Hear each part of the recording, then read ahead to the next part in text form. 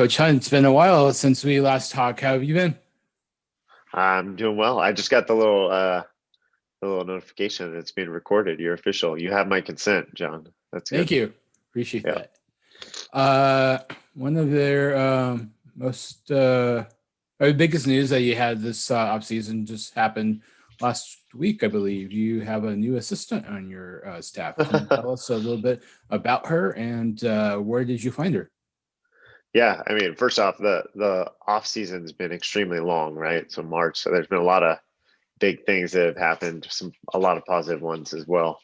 But Court just joined us last week. I mean, already is making a huge impact in our gym in terms of just the person that she is and everything she brings to the table. So it's been awesome to have her. Our first interaction together was probably 2014 World Championships with the women's national team. I got to know her and then spent a lot of good time with her over the 3.5 years, 3 years that we spent together and went to the Olympic Games together. So, yeah, our relationship is goes back a few years, and then she's looking to get into coaching. So why not help with us, pick Marge brain, Paul, Matt, everybody that's around the office. She actually was at Washington when Romar was coaching at Washington. So Hmm. she's familiar with a lot of the basketball staff. So it's just a fun environment. So, what is her coaching responsibility? You have, like you mentioned, you already have two great assistants. You have probably the most overqualified assistant coach ever. What will Courtney be doing for you? Yeah, I mean, we're volleyball coaches, right? So I think some coaches say one coach works with offense, one coach works with defense, but the reality is, we're all coaching everything every day. So she's just going to be a volleyball coach in our gym. So hopefully she gets to share some of her impact, her experience, her knowledge with our athletes in some capacity. And it's my job to put her in lots of different situations where she can do that. I think that you should also come up with a map of a marathon that goes through the Santa Monica Mountains. That's fair. Yeah, I can get her to go run on it or whatever. Uh, for those that don't know, Courtney is a marathoner, and that's something that I noticed in her bio. Um, Yeah, she's probably an outdoor enthusiast, and Malibu is perfect for her. She can go Perfect. hike Yeah. in the mountains after our practice or go yeah, riding on different trails. So I think it's a good fit in lots of areas. We mentioned that, or I guess the biggest elephant in the room is that she comes from the women's game, and obviously we're talking about men's volleyball. So there's obviously a lot of things that are different, the physicality, the speed of the game, but what can she bring with her from the women's game that would directly apply to the men's game? I mean, just the first thing is she played in 2 Olympic Games, so I think she's been in a place where a lot of our young athletes want to go. And for us, yeah, some tactics change. Not too many slides being run in the men's game, but um, that's just mainly because of the efficiency out of the back row for us, both with the BIC and on the D ball. But volleyball is volleyball in terms of the physics and how you're playing and why you're playing it. Or why you're playing a certain way. So some of the things that we're trying to solve, everyone wants to kill the ball more, right? And that's not gender specific. That's male or female. You're trying to kill the ball at a high rate. We're trying to slow the other team down. So what are some ways we're going to do that? And, yeah, so I don't think men's volleyball, women's volleyball, because you can make the argument that most women's coaches uh, haven't played women's volleyball. At least that's true for every male or most males. So um, yeah, I don't think that gender really comes into play. Let's go back to March when the pandemic started and the 2020 season was cut short. How did you break the news to your student athletes? Yeah, we played a match. I think you might have been there. We played a match that night, Wednesday Jamestown. night against Jamestown, and that was one of the matches where they said it was already limited to like 100 people, and that was the same night that Rudy Gobert Right. tested positive, right? So we had all. I think you walked up to me and said, "Hey, did Yep. you see the NBA just uh, stop the season?" I mean, that day things changed really quickly, right? And evolved and, went from unknown to, all right, we're going to have the match and we're going to have the match now with 100 people or whatever. So, um, the team sort of knew. And after the match, we just talked about, hey, that might have been the last time that we get to suit up this year. Don't be surprised and don't take anything for granted. We practiced Thursday, and actually, we were on the phone with UCLA staff because we were supposed to play Friday. On the phone with NJIT, Hawaii. We had a bunch of matches all in a row in a 7 day span. We were supposed to play like 4 or 5 matches. Uh, so our guys knew that things were changing really quickly. But because we were going to play all those matches in a row, we had a lot of families coming in town. So Thursday, we're at lunch and the NCAA announces that they're canceling the basketball tournament, I think, and then also they cancel the our championship, spring sport championship. So I wrote a message to the seniors and just said, "Hey, are we up for suit up one more time?" Which would be Friday. We'll do a little intra squad, and that can be your senior night. And since we have so many families, we'll get them all, on campus and sort of try to give one last hurrah. So that was actually a really cool way to end it. Um, just with all the families there, and there was some quality time, and then all the students were off campus by that weekend. So, like I said, things moved really quickly. Our team stayed in contact, but then over the summer, I know a lot of people did Zooms and stuff like that. We just stayed in contact with the guys one to one and checked in with them and saw how things were going. Because if we started doing Zooms from that first, second week in March, it would have been a lot of topics or a lot of dead time to try to fill. So we tried to give our guys space and just see how they were doing on their own. The pandemic is filled with a lot of uncertainty and unprecedented times, but you have the access to somebody who's really wise and really sage and has a lot of quotes attributed to him. What has Marv given you, not just maybe recently, but throughout the time that you've known him, that really has been able, that's really helped you navigate through this time? I thought you were talking about Jordan at first, how wise he is. And they said, Marv, no. Yeah, I mean, just throughout my career, 4 years as a head coach, going into my fourth year, me and Marv were chatting the other day. None of these years has gone smoothly. We had fire, and then we have, a global pandemic, and our first year had all the trials and tribulations of a first year head coach, new staff, and all that. So, just his guidance, his wisdom, his friendship, everything, all in one. So, just being able every morning to check in with him, go into his office, chat with him about what's going on and pick his brain a little bit has been, I mean, you can't even put a value on that, but just always trying to soak it up. And one of the things I love about our staff is everybody sort of has that openness to try to learn and to be a little bit better. So Marv included, he's always trying to learn and pick people's brains and see if he can do things a little bit better. So that makes it really fun around the office. You mentioned that he's been around he's a regular around the office. What else is he up to? I think he did a lot of work on his land up in Malibu. He's got 6 acres in Malibu for those people that don't know. So he really enjoys riding the ATV around and doing whatever needs to be done up there. So when this first hit, I think he got a lot of things done, but the list is only so long. He's done a good job keeping everything up. So after a while, he was itching to get back in the office and start tackling stuff that they had to do with our program. He hasn't made any trips out to Auburn yet. I don't think so. The NCAA gave the 2020 seniors a waiver to come back in terms of their eligibility, and all your seniors except for Rob Muley took advantage of that. So, first question: what kind of challenges does that bring to navigate through? In terms of having our seniors back? Yeah, you have to manage obviously playing time, scholarships, recruiting. There's probably a lot of other things that I'm missing that comes with having more players on your roster than normal. Yeah, I mean, we only had 3 seniors.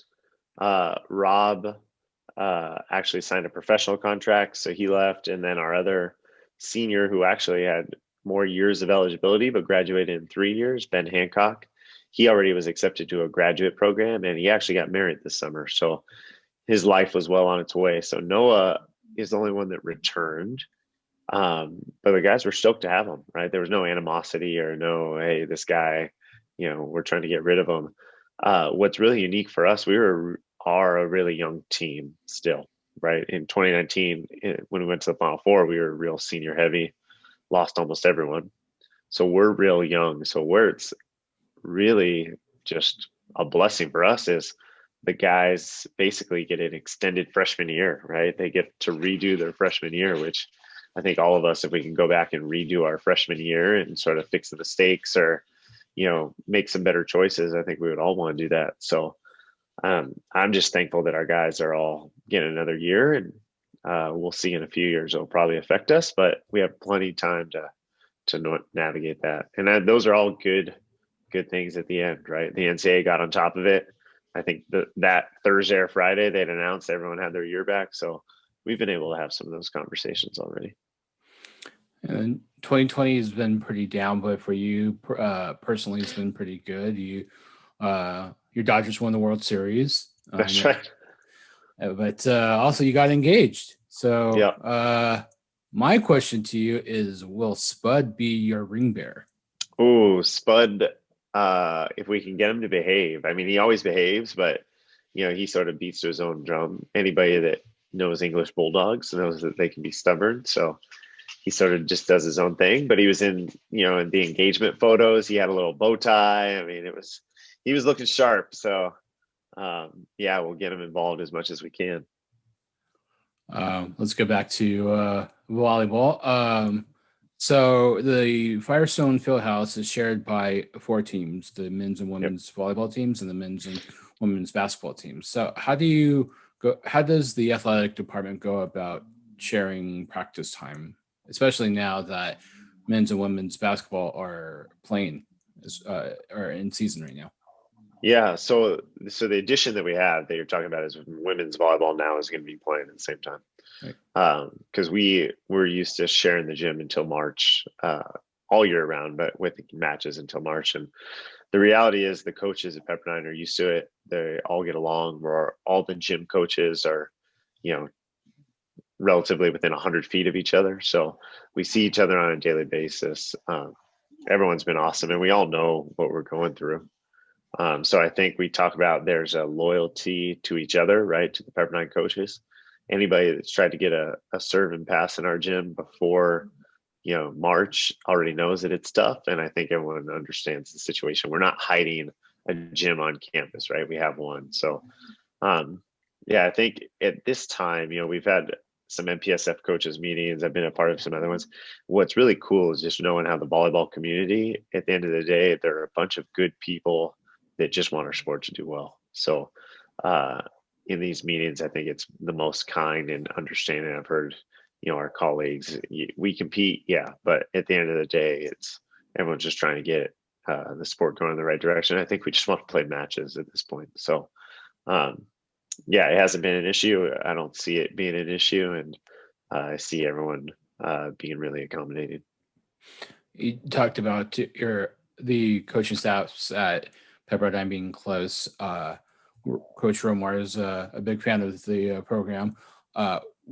So he's played a few games already. So what advice has he given you in terms of navigating COVID and actually playing games or matches in your case?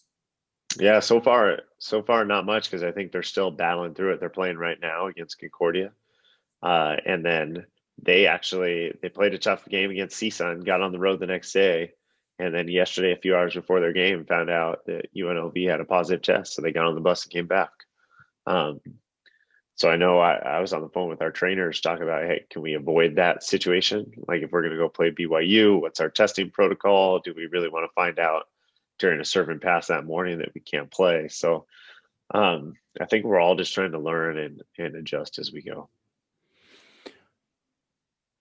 What is the biggest change from your perspective from pre-pandemic times to now?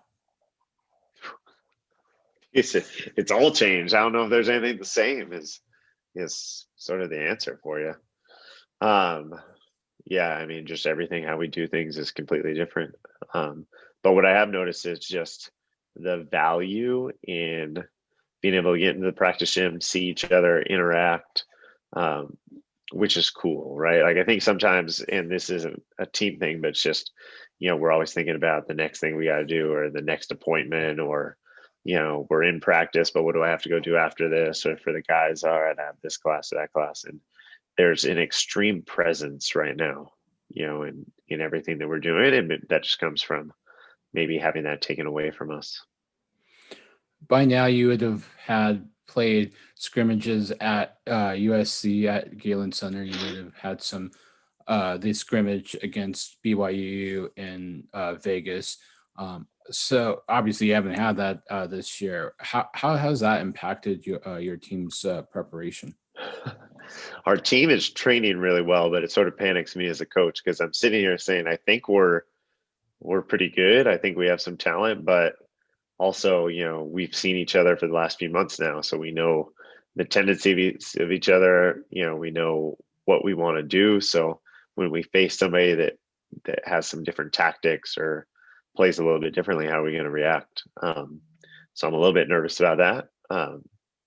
But the first match is scheduled for January 8th, and as of right now, Vanguard says it's still going. So that's sort of where we're focused, and hopefully we'll get a lot of feedback there. All right. Since you talked about schedule, when I don't want any detail. I'm sure that you can't get into other details, but what is the or what will the schedule look like, at least from the MPSF side?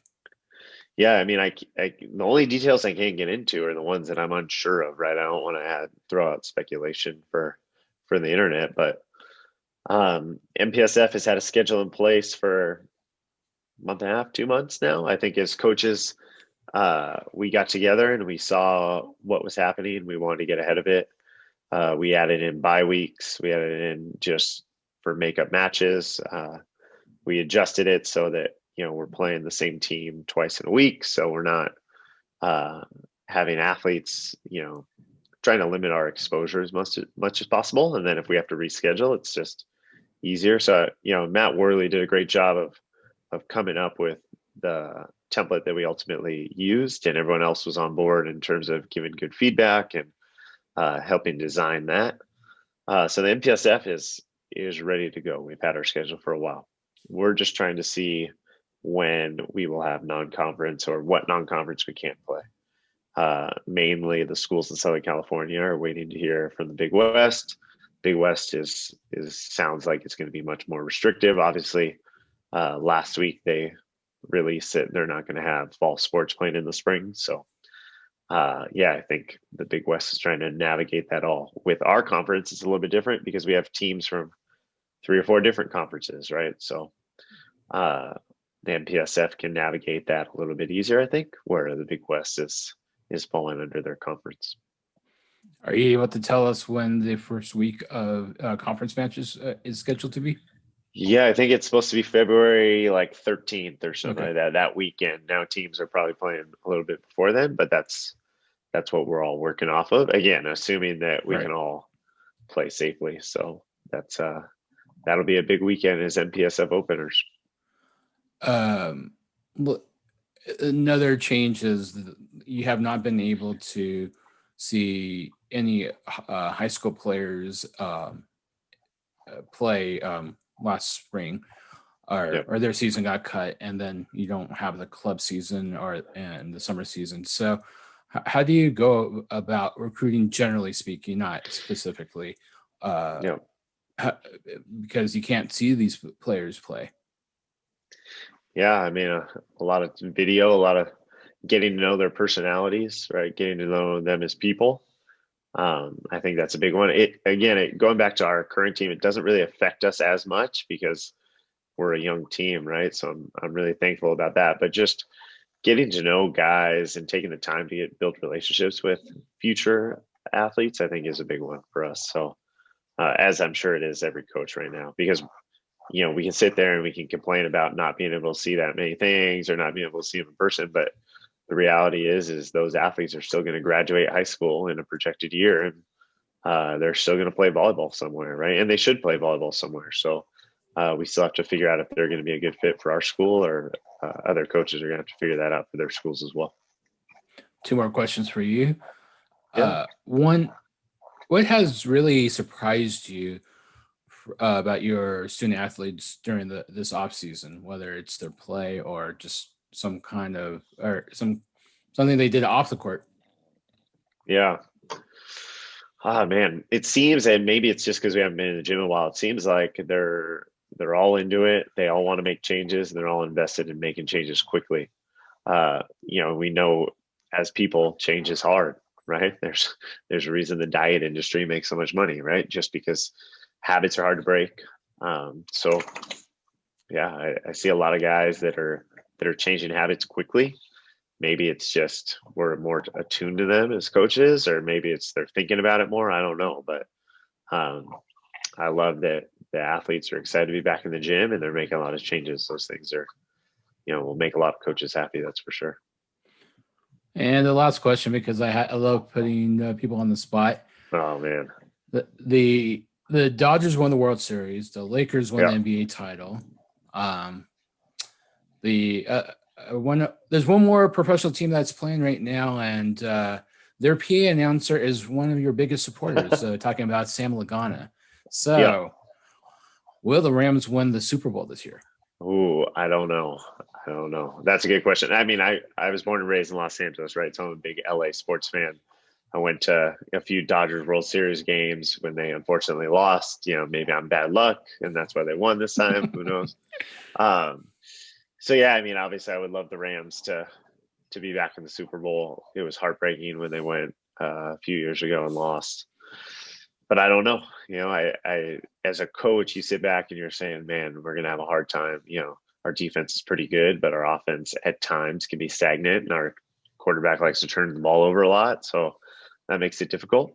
So I don't know. And I watch the Chiefs and just how many weapons they have, but we know that talent doesn't always win championships. So, but it sure is nice to have. So we'll see. I mean, they're in the hunt, which is nice, but you just gotta play well when you get there.